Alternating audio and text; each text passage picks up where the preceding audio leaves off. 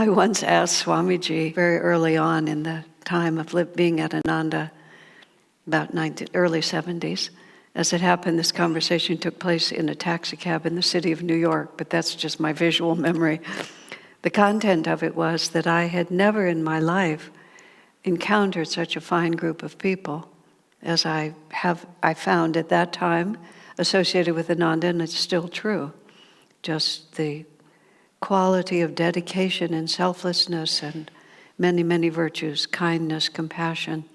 So I said to Swamiji, is this the kind of ashram from which people are liberated? And what that sounded like is ever released, or do we ever get out of here? And what I meant by that, and what I said to him was, I just can't imagine a higher level of dedication than I've seen in this group. So what would it look like to be more dedicated than this? Swami answered me. He said, except for some of what I saw, he said, except for Mount Washington when Master was still alive in the ashram there, and some of what I saw around Anandamoyi Ma, that's how he put it. He said, I've never seen a more advanced ashram either, which is really quite a statement, isn't it?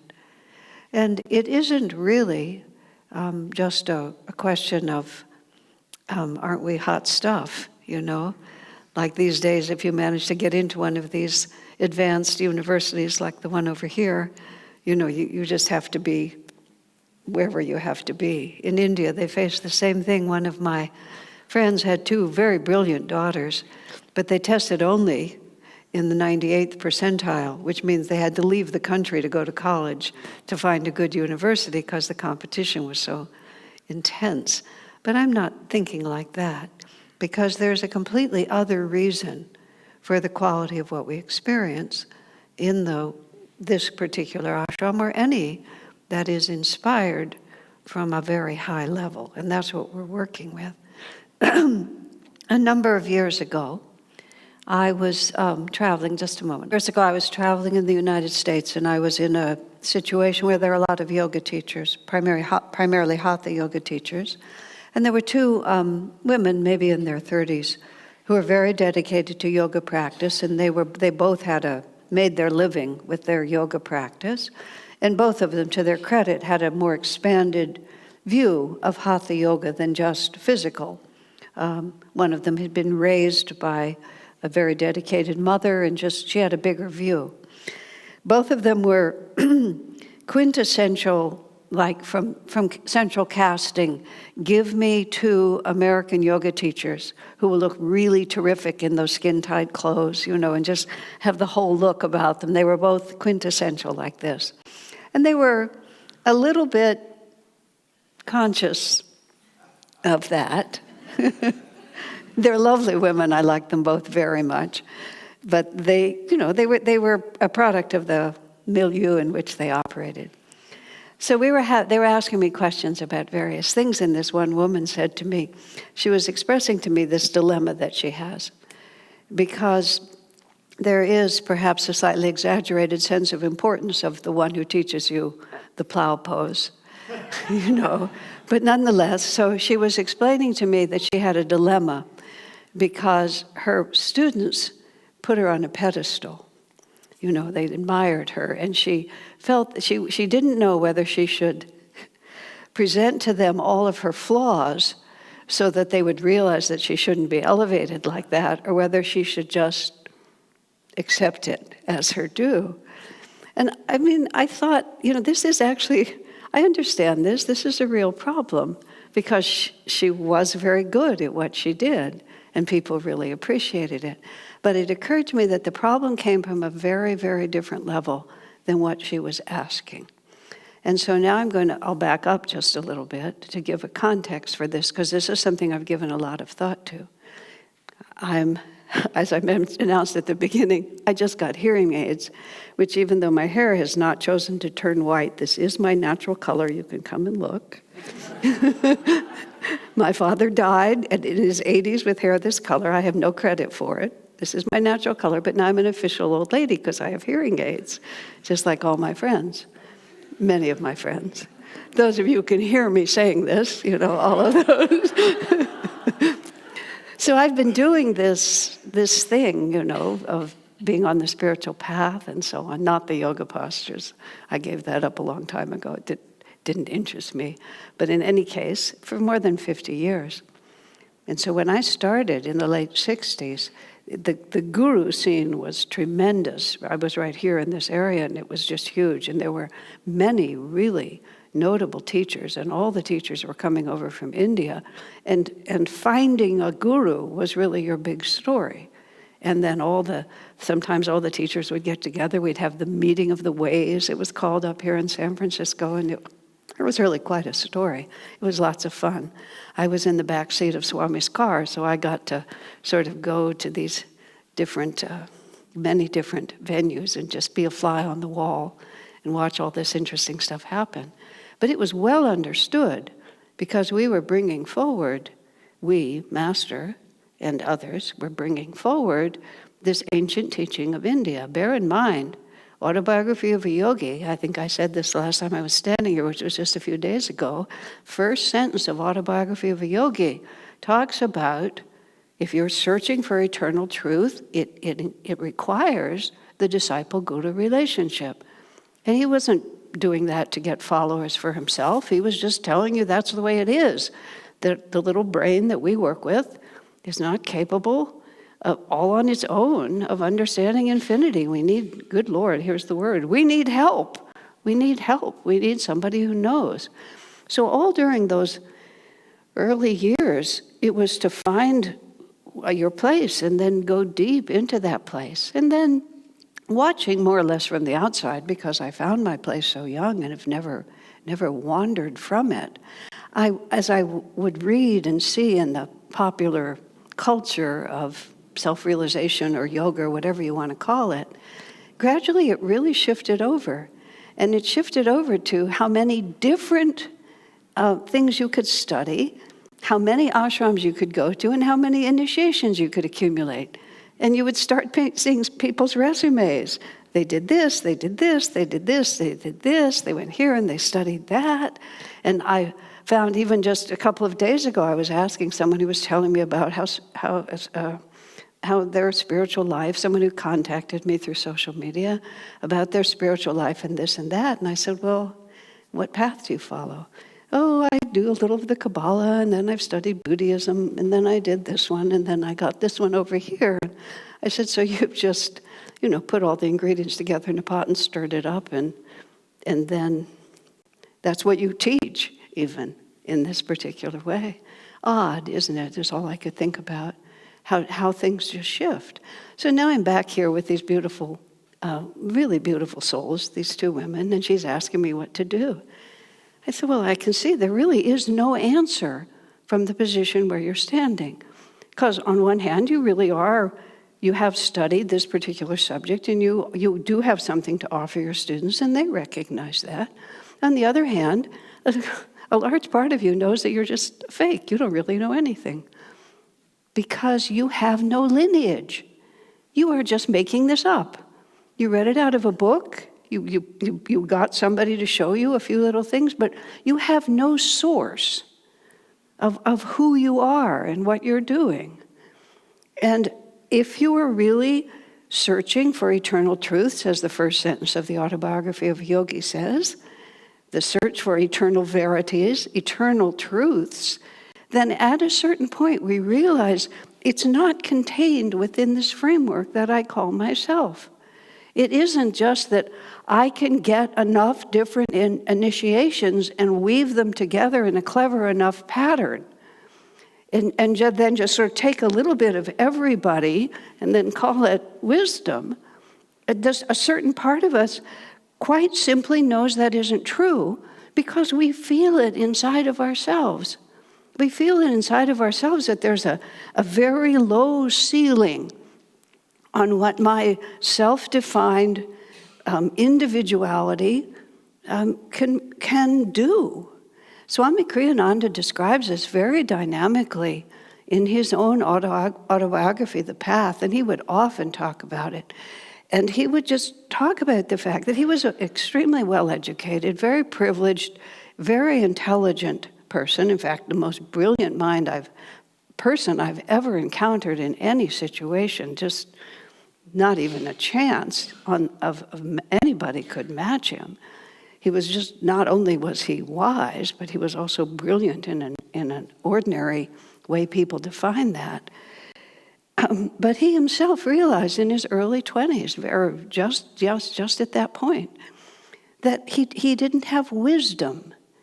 He didn't really have the capacity to comprehend what was true.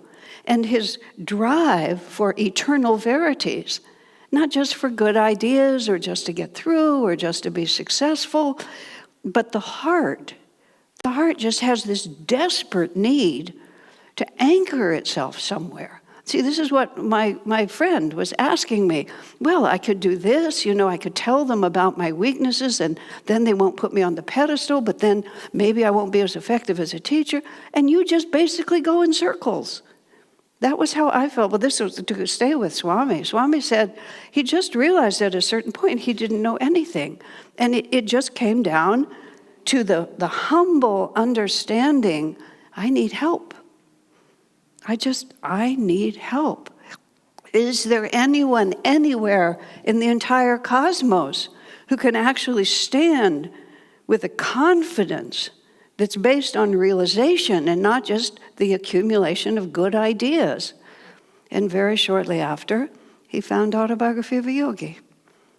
Because when the disciple is ready, the guru comes. And that's why in Master's first sentence, he puts the word disciple first. And so one may say, well, when I find my guru, then. But you won't find your guru until you are open and ready and willing and have the power within you to open yourselves. You see, it's so ironic. It's the personal power to open yourself. It's having used your personal power, having tried hard enough with every little bit that we have to realize there's a point at which I just don't know. And so Swami saw Master's picture on the book. There's a few blips along the way, but not many. He grabbed the book to his heart. 1 week later, he was kneeling at the Master's feet.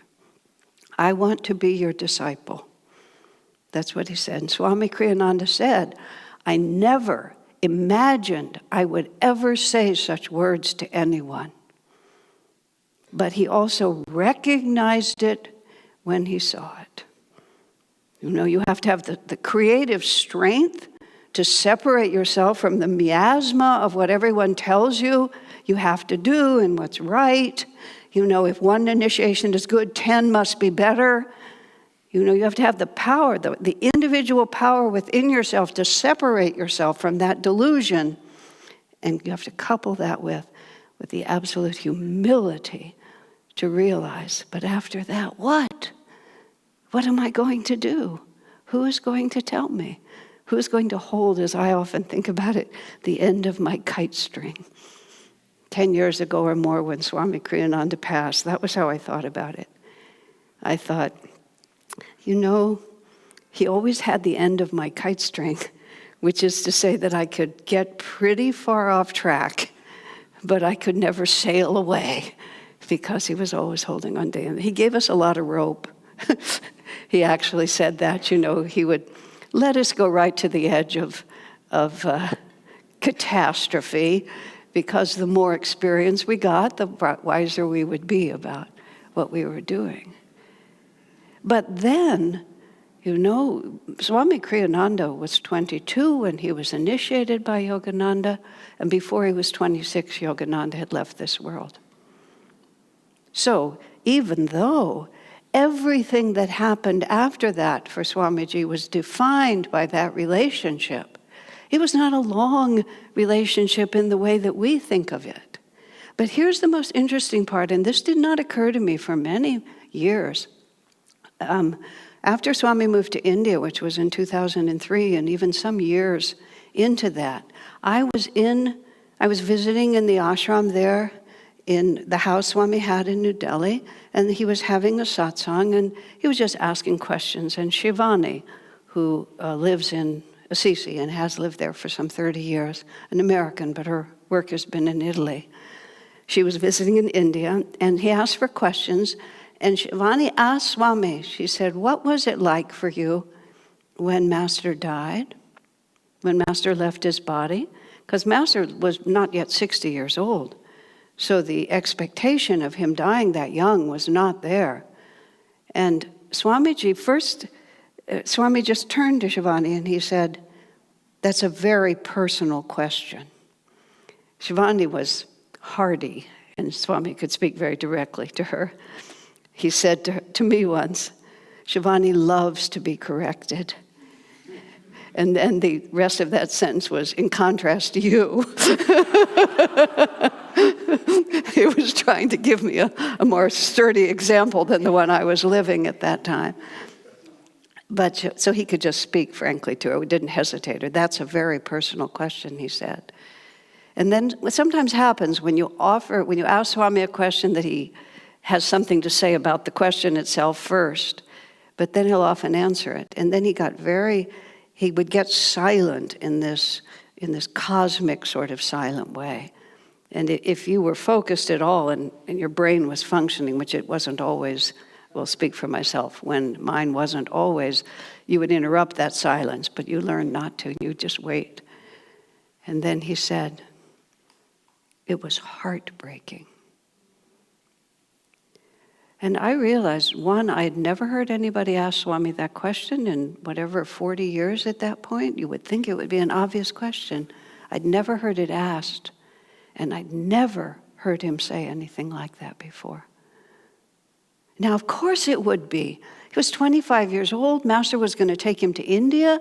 That next year, Swami was just finding his way, and all of a sudden, Yogananda was gone. It was heartbreaking. Okay, so that's a piece of it, but here's the most relevant part.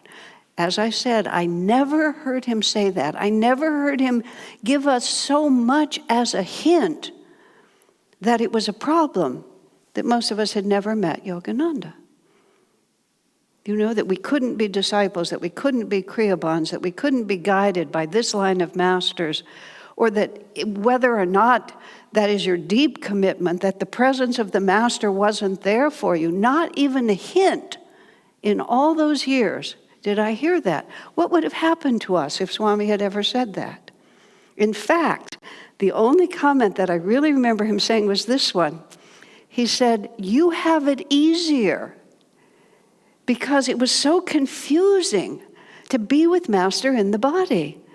He said, because you knew, you could feel in your meditation, you could sense in the satsangs that you were in the presence of unlimited divine power. And yet Master would come and he would chat about the weather and he would talk about, the book he was writing, or Swami said he would be in his own meditation room meditating on the Master, and Master would be upstairs having dinner. And he said the contradiction between those realities was so profound. Because, sure, the Master has a body and he lives like a human being and he sets extraordinary example of how rightly to live in this world. But as Yogananda himself said, just proximity does not give you enlightenment or inspiration. Master said, there were lots of rats and mice living in the Mount Washington Canyon, but none of them were advancing spiritually because they did not know how humbly to receive. And so it comes down, the word is attunement, which is a word that is a common word in the context of the life we live here, but not necessarily a word that most people use. Attunement, we're all the time in our lives, we're receiving, we're not the source of even of our own consciousness. We are an expression of a higher reality. But that creative divine force expresses on all levels. We wouldn't be here, all the way down to the little rats and mice and this tiny little creature, this little dead creature I found in my bathroom this morning, some little spider, just sort of finished. Sometimes I admit I end their lives, but this one was already dead. And I just picked him up, and it's like, wow, you're all finished. Your whole incarnation. Where did it start? Where did it end? What was it about? Just like that. Do you think we're different? When I was living at Ananda village, I lived on the north side of the hill, on the Ayodhya side of the hill, and I worked in the building that's now Hansa Temple, but it was publications then. And I walked over every day because we couldn't afford cars. The women who lived on that side, their little convent, we had one car for 9 of us. It was a little Volkswagen, little small Volkswagen. I think it must have had a sunroof, because we actually got 3 layers in. 2 sitting in the front, 2 sitting in the back, and 2 standing with their heads up over out of that. That's at least what I remember. Maybe I made that up, but that's what I remember. But normally I would walk across the hill. And I was just, I did it every day. I walked across the hill. I walked past the pond. I came in. And the building at that time we were working in was really only half finished or 3/4 finished. So a lot of wildlife lived in there with us. And I had this electric typewriter. You remember electric typewriters? A few of you have hearing aids. You remember electric typewriters, right? Like that. And I was there one day, and this little spider was kind of playing on my electric typewriter like this. And he was a tiny little guy, but he had attitude. He had a lot of attitude. He was going like this, and I'm just sort of, being of a philosophical nature, I'm following him with my thumb, thinking that, you think that you're in charge, but you have no idea that at any moment, this incarnation for you could be over. And really, literally, as I sat there, I felt Divine Mother's thumb right here. And I saw her watching me, with my attitude coming across over the hill, just like that, thinking, you think you're in charge? Get over it, girl. You live by the grace of God, and you have no idea where you came from, and you have no idea when you're leaving. And so we either pretend that we have it all together, and that it really comes from us. Yogananda puts into his autobiography, there are so many sentences in that, which I swear are not always in there when you read it. You read it for the 5th or the 20th time, and there's full paragraphs that have never been in there, I'm certain of it. And one of them is, thoughts are not thoughts, are not individual, they're universal. We merely receive. And so we are always receiving, always receiving. We are a channel for whatever vibration we ourselves manifest, and therefore what we match. This hearing aids are a big story. I got into my car coming right out of the hearing aid place, and what do you know? Before I put on my seatbelt, my car is going beep, beep, beep. I never knew it went beep, beep, beep. It's always been doing it, but I wasn't attuned to it. And all of a sudden, because my physical senses have been enhanced, I could hear it. Divine Mother is always saying, I love you. Be joyful. Let me help you. You're not alone. It's not what it seems. And we either are attuned or we're not. And that's what Swami was teaching us with Master, and that's what Swami was teaching us as himself. You're either attuned or you're not. And at a certain point, we want to be guided. Shivani is an exemplary. Shivani loves to be corrected. Why would we not want to be? Talk about stupid. Really stupid. At one point, Swami was sort of explaining some behavior that other people didn't appreciate in him, and he said, well, I was just being stupid. I said, sir, you are many things, but really stupid is not one of them. Oh, he said, there's no other explanation for it. I was just being stupid. He just said it so easily, so casually. And we're so protected. So coming back to this woman who asked me the question, I said, the problem is you don't know where it comes from either. You're always just going to be running all these alternate stories, all these alternate false stories, and you will never have a satisfactory answer. You can paste it together for a while. You can paste it together for incarnations. People all around us in this world, many of the big, important people who seem to have so much power, they've just pasted it together. They don't know what they're doing. They're just picking up thoughts from God knows where. God does know from where, and it's not always so laudable. But who do you want to be? Who do I want to be? I was desperate is the only word I can use. I knew about self-realization. I knew about the path, but I could not change my life. I knew I wanted it to change. I could not change it. I met Swami Kriyananda. When the disciple is ready, the Guru comes. Swami acts on behalf of Master. He's a channel for the Master. Who cares? I don't really care what you call it. You know, we use all these words, self-realized, God-realized, Master, avatar, perfect. I mean, really, tell me. Maybe someone in this room can explain it really. I can't. I just know wisdom when I see it. I know power when I feel it.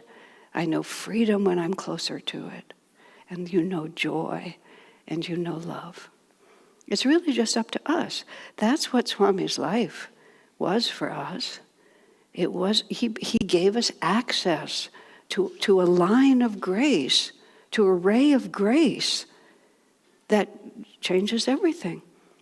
And I'm trying to help these girls. You know, they're good girls, trying to help them.